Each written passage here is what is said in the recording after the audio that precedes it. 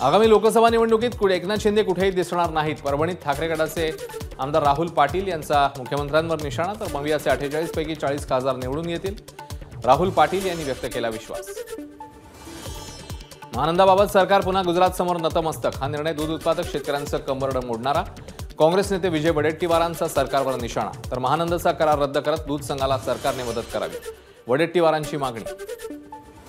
जितेंद्र आव्हाडांवर कारवाई करा, तसंच शरद पवारांनी आव्हाडांची पक्षातनं हकालपट्टी करावी, आव्हाडांच्या वक्तव्यावर भाजपा आमदार बबनराव लोणीकर यांची मागणी। छत्रपती संभाजीनगरमध्ये आव्हाडांच्या वक्तव्याविरोधात भाजप आक्रमक, भाजप कार्यालयासमोर आव्हाडांच्या प्रतिमेला जोडे मारत प्रतिकात्मक फोटो जाळला। अब्दुल सत्तारांच्या वाढदिवसानिमित्ताने आयोजित गौतमी पाटीलच्या कार्यक्रमात लाठीमार, काही तरुणांनी हुल्लडबाजी केल्यानंतर सत्तारांकडून लाठीमाराचे आदेश, सत्तारांच्या लाठीमाराच्या आदेशानंतर गदारोळ। महायुती सरकारची हीच संस्कृती, हीच भाषा, विरोधी पक्षनेते विजय वडेट्टीवारांची सत्तारांच्या अर्वाच्य वक्तव्यावर टीका। माता भगिनींना मान शर्मेने खाली घालायला लावणारे हे कसले मंत्री आणि हे कोणते प्रबोधनात्मक कार्यक्रम, वडेट्टीवारांची पोस्ट।